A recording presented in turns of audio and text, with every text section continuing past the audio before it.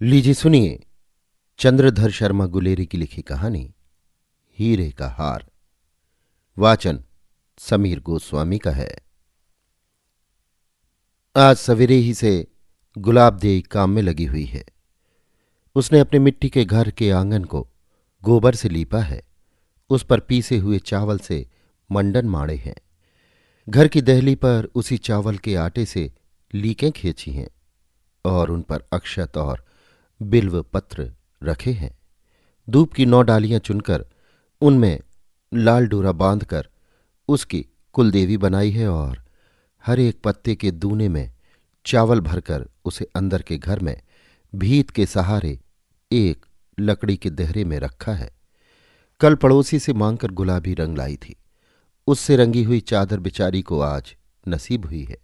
लठिया टेकती हुई बुढ़िया माता की आंखें यदि 3 वर्ष की कंगाली और पुत्र वियोग से और 1.5 वर्ष की बीमारी की दुखिया के कुछ आंखें और उनमें ज्योति बाकी रही हो तो दरवाजे पर लगी हुई हैं। 3 वर्ष के पति वियोग और दारिद्र्य की प्रबल छाया से रात दिन के रोने से पथराई और सफेद हुई गुलाब देई की आंखों पर आज फिर यौवन की ज्योति और हर्ष के लाल डोरे आ गए हैं। और 7 वर्ष का बालक हीरा, जिसका एकमात्र वस्त्र कुर्ता खार से धोकर कल ही उजला कर दिया गया है, कल ही से पड़ोसियों से कहता फिर रहा है कि मेरा चाचा आवेगा। बाहर खेतों के पास लकड़ी की धमाधम सुनाई पड़ने लगी। जान पड़ता है कि कोई लंगड़ा आदमी चला आ रहा है जिसके एक लकड़ी की टांग है। 10 महीने पहले एक चिट्ठी आई थी जिसे पास के गांव के पटवारी ने पढ़कर गुलाब देई और उसकी सास को सुनाया था। उसमें लिखा था कि लहना सिंह की टांग चीन की लड़ाई में घायल हो गई है और हांगकांग के अस्पताल में उसकी टांग काट दी गई है। माता के वात्सल्यमय और पत्नी के प्रेममय हृदय पर इसका प्रभाव ऐसा पड़ा कि बेचारियों ने 4 दिन रोटी नहीं खाई थी।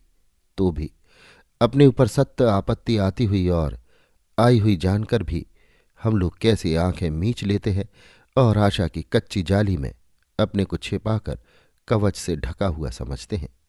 वे कभी कभी आशा किया करती थी कि दोनों पैर सही सलामत लेकर लहना सिंह घर आ जाए तो कैसा। और माता अपनी बीमारी से उठते ही पीपल के नीचे के नाग के यहाँ पंच पकवान चढ़ाने गई थी कि नाग बाबा, मेरा बेटा दोनों पैरों पर चलता हुआ राजी खुशी मेरे पास आवे। उसी दिन लौटते हुए उसे एक सफेद नाग भी दिखा था जिससे उसे आशा हुई थी कि मेरी प्रार्थना सुन ली गई। पहले पहले तो सुखदेई को ज्वर की बेचैनी में पति की टांग कभी दाहिनी और कभी बाईं, किसी दिन कमर के पास से और किसी दिन पिंडली के पास से और फिर कभी टखने के पास से कटी हुई दिखाई देती। परंतु फिर जब उसे साधारण स्वप्न आने लगे तो वो अपने पति को दोनों जांघों पर खड़ा देखने लगी। उसे ये न जान पड़ा कि मेरे स्वस्थ मस्तिष्क की स्वस्थ स्मृति को अपने पति का वही रूप याद है जो सदा देखा है, परंतु वो समझी कि किसी करामात से दोनों पैर चंगे हो गए हैं। किंतु अब उनकी अविचारित रमणीय कल्पनाओं के बादलों को मिटा देने वाला ये भयंकर सत्य लकड़ी का शब्द आने लगा जिसने उनके हृदय को दहला दिया। लकड़ी की टांग की प्रत्येक खटखट मानो उनकी छाती पर हो रही थी और ज्यों ज्यों वो आहट पास आती जा रही थी त्यों त्यों उसी प्रेम पात्र के मिलने के लिए उन्हें अनिच्छा और डर मालूम होते जाते थे कि जिसकी प्रतीक्षा में उसने 3 वर्ष कौवे उड़ाते और पल पल गिनते काटे थे, प्रत्युत वे अपने हृदय की किसी अंदरी कोने में ये भी इच्छा करने लगीं कि जितने पल विलंब से उससे मिलें उतना ही अच्छा। और मन की भित्ति पर वे 2 जांघों वाले लहना सिंह की आदर्श मूर्ति को चित्रित करने लगीं और फिर कभी न दिख सकने वाले दुर्लभ चित्र में इतनी लीन हो गई कि एक टांग वाला सच्चा जीता जागता लहना सिंह आंगन में आकर खड़ा हो गया और उसके इस हंसते हुए वाक्यों से उनकी व्यामोह निद्रा खुली कि अम्मा, क्या अंबाले की छावनी से मैंने जो चिट्ठी लिखवाई थी वो नहीं पहुंचे? माता ने झटपट दिया जगाया और सुखदेई मुंह पर घूंघट लेकर कलश लेकर अंदर के घर की दहनी द्वार साख पर खड़ी हो गई। लहना सिंह ने भीतर जाकर देहरे के सामने सिर नवाया और अपनी पीठ पर की गठरी एक कोने में रख दी। उसने माता के पैर हाथों से छूकर हाथ सिर को लगाया और माता ने उसके सिर को अपनी छाती के पास लेकर उस मुख को आंसुओं की वर्षा से धो दिया, जिस पर बागतरों की गोलियों की वर्षा के चिन्ह कम से कम 3 जगह स्पष्ट दिख रहे थे। अब माता उसको देख सकी। चेहरे पर दाढ़ी बढ़ी हुई थी और उसके बीच बीच में 3 घावों के खड्डे थे। बालकपन में जहां सूर्य चंद्र मंगल आदि ग्रहों की कुदृष्टि को बचाने वाला तांबे चांदी की पतड़ियों और मूंगे आदि का कठला था, वहां अब लाल फीते से 4 चांदी के गोल गोल तमगे लटक रहे थे। और जिन टांगों ने बालकपन में माता की रजाई को 50-50 दफा उघाड़ दिया, उनमें से एक की जगह चमड़े के तस्मों से बंधा हुआ डंडा था। धूप से स्याह पड़े हुए और मेहनत से कुम्हलाए हुए मुख पर और महीनों तक खटिया सेने की थकावट से पिलाई हुई आंखों पर भी एक प्रकार की, एक तरह के स्वावलंबन की ज्योति थी, जो अपने पितामह के घर और उनके पितामहों के गांव को फिर देखकर खिलने लगती थी।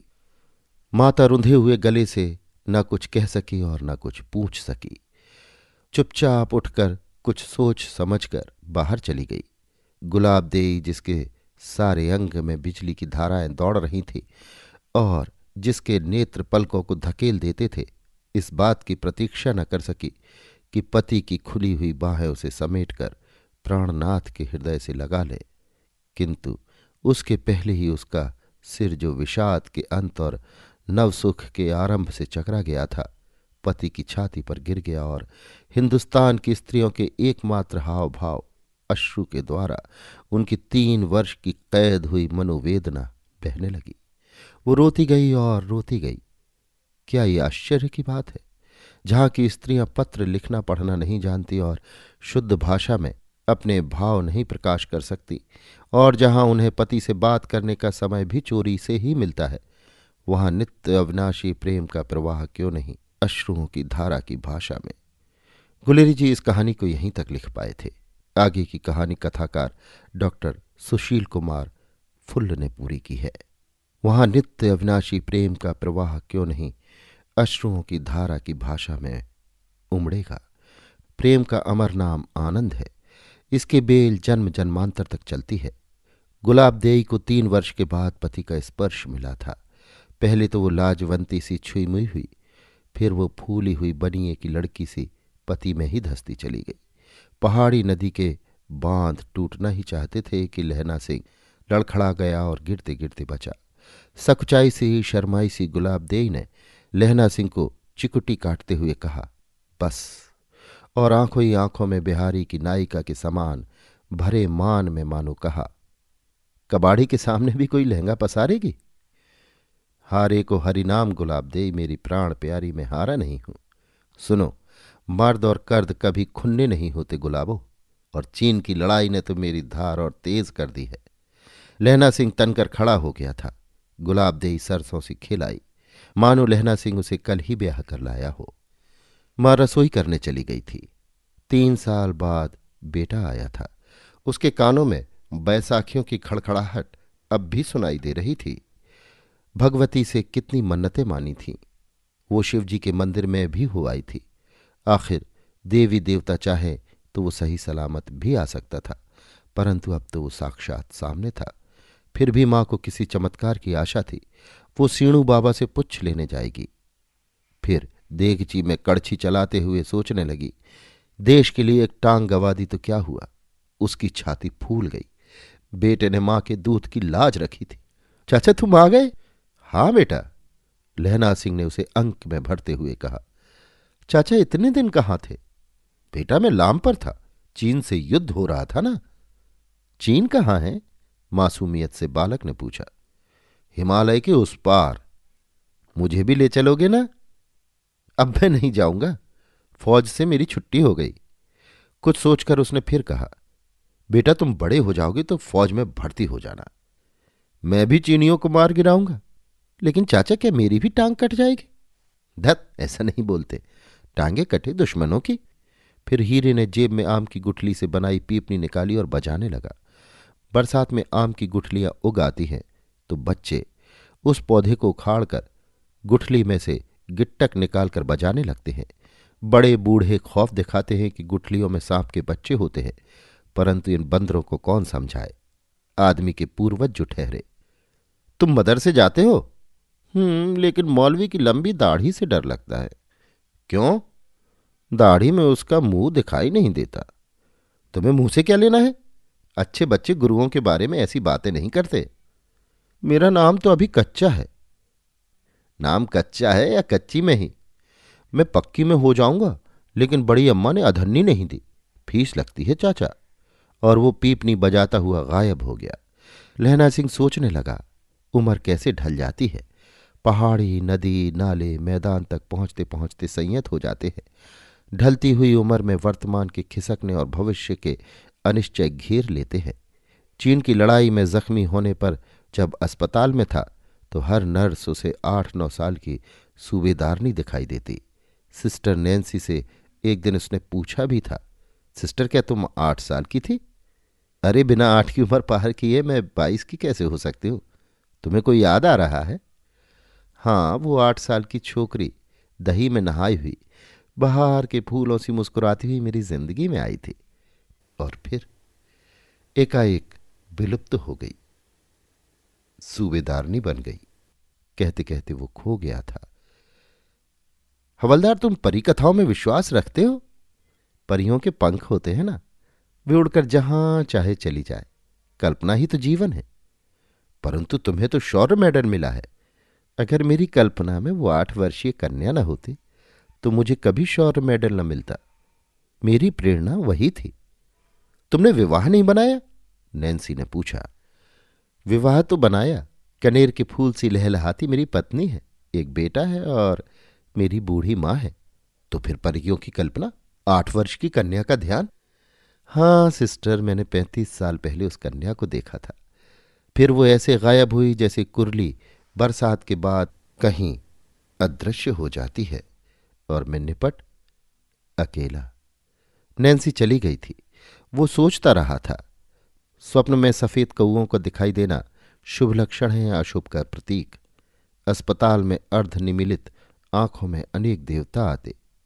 कभी उसे लगता कि फनियार नाग ने उसे कमर से कस लिया है। शायद ये नपुंसकता का संकेत न हो। वो दहल जाता। माँ, पत्नी और हीरा कैसे होंगे? गांव में वैसे तो ऐसा कुछ नहीं जो भय पैदा करे, लेकिन 3 साल तो बहुत होते हैं। वे कैसे रहती होंगी? युद्ध में तो तनख्वाहें भी नहीं पहुंचती होगी। फिर उसे ध्यान आया कि जब वो चलने लगा था तो माँ ने कहा था, बेटा हमारी चिंता नहीं करना, आंगन में पहाड़ी एक वास हमारी रक्षा करेगा। फिर उसे ध्यान आया, कई बार पहाड़िया नाराज हो जाए तो घर को उल्टा पुल्टा कर देता है। आप चावल की बोरी को रखें, वो अचानक खुल जाएगी और चावलों का ढेर लग जाएगा। कभी पहाड़िया पशुओं को खोल देगा।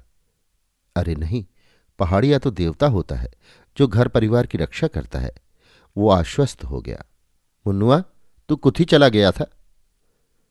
मां, फौजी तो हुक्म का गुलाम होता है। फिर को ता जर्मन लड़ाई से वापस आ गया था। उसका तो कोई अंग भंग भी नहीं हुआ था, और तू पता नहीं कहां कहां भटकता रहा। तिजो घरे दीवी याद नहीं आई? अम्मा, फिर को तो फिरकी की भांति घूम गया होगा, लेकिन मैं तो वीर माँ का सपूत हूं। उस पहाड़ी माँ का जो स्वयं बेटे को युद्ध भूमि में तिलक लगाकर भेजती है। बहाना बनाकर लौटना राजपूत को शोभा नहीं देता। हाँ, सो तो तमगे से देख रही हूं, लेकिन क्या अम्मा, तुम चुप क्यों हो गई? गुलाब देई तो वीरांगना है, उसे तो गर्व होना चाहिए। हाँ बेटा, फौजी की औरत तो तमगों के सहारे ही जीती है। लेकिन क्या अम्मा, कुछ तो बोलो। उसका हाल तो बेहाल रहा। आदमी के बिना औरत अधूरी है, और फौजी की औरत पर तो कितनी उंगलियां उठती हैं। तुम क्या जानो, तुम तो नौल के नौलाई रहे। हम्म, क्या तमगे तुम्हारी दूसरी टांग वापस ला सकते हैं? और 3 साल से सरकार ने सुध बुध ही कहाँ ली? लहना सिंह के पास कोई जवाब नहीं था। सूबेदार ने किस अनुनय विनय से उसे बींध लिया था। हजारा सिंह, बोधा सिंह की रक्षा करके उसने कौन सा मोर्चा मार लिया था। वो युद्ध भूमि में तड़प रहा था और रेड क्रॉस वैन बाप बेटे को लेकर चली गई थी। उसने जो कहा था मैंने कर दिया, सोचकर फूल उठा। लेकिन गुलाब देई के यौवन का अंधड़ कैसे निकला होगा। लोग कहते होंगे बरसाती नाले से अंधड़ आया और वो झरबेरी सी बिछ गई थी, तूफान में दबी सहमी सी, लंगड़े खरगोश सी। नहीं, लंगड़ी वो कहाँ है। लंगड़ा तो लहना सिंह आया है, चीन में नैन्सी से बतियाता खिलखिलाता। अम्मा फिर रसोई में चली गई थी। गुलाब देई उसकी लकड़ी की टांग को सहला रही थी। शायद उसमें स्पंदन पैदा हो जाए, शायद वो फिर दहाड़ने लगे। तभी लहना सिंह ने कहा था, गुलाबो, ये नहीं, दूसरी टांग। वो दोनों टांगों को दबाने लगी थी और अश्रुधारा उसके मुख को धो रही थी। वो फिर बोला, गुलाबो, मेरे अपंग होने का दुख है? नहीं तो फिर रो क्यों रही हो? फौजी की बीवी रोए तो भी लोग हंसते हैं, और अगर हंसे तो भी व्यंग वाण छोड़ते हैं। वो तो जैसे लावारिस औरत हो। वो फूट पड़ी थी, मैं तो सदा तुम्हारे पास था। अच्छा। अब वो जरा खिलखिलाई। हीरे का हीरा पाकर भी तुम बेबस रही, और तुम्हारे पास क्या था? तुम नहीं, कोई मीम तुम्हें सुलाती होगी, और तुम मोम से पिघल जाते होगे। मर्द ऐसे ही होते हैं। जरा खुलकर कहो ना। गोरी चिट्टी मीम देखी नहीं कि लट्टू हो गए? तुम्हें शंका है? तभी तो इतने साल सुध नहीं ली। मैं तो तुम्हारे पास था, हमेशा हमेशा। और वो सूबेदारनी कौन थी? क्या मतलब? तुम अब भी मां से कह रहे थे। उसने कहा था, जो कहा था मैंने पूरा कर दिया।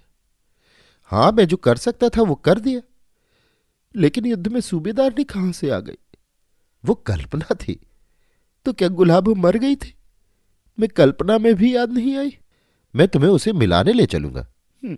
मिलोगे खुद और बहाना मेरा। फौजी तो घरे नहीं औड़ा था। मैं अब चला जाता हूं। मेरे लिए तो तुम कब के जा चुके थे, और आकर भी कहां आ पाए। गुलाबो, तुम भूल कर रही हो। मैंने कहा था ना, मर्द और कर्द कभी खुन्ने नहीं होते, उन्हें चलाना आना चाहिए। अच्छा अच्छा, छोड़ो भी ना, अब हीरा आ जाएगा। अब दोनों ओबरी में चले गए। सदियों बाद जो मिले थे। छोटे छोटे सुख मनोमालिन्य को धो डालते हैं और एक दूसरे के प्रति आश्वस्ति जीवन का आधार बनाती है। एक मृग तृष्णा का पालन दाम्पत्य जीवन को हरा भरा बना देता है। गुलाब देई लहलहाने लगी थी और आंगन में अचानक धूप खिलाई थी। अभी आप सुन रहे थे चंद्रधर शर्मा गुलेरी की लिखी कहानी हीरे का हार। वाचन समीर गोस्वामी का था।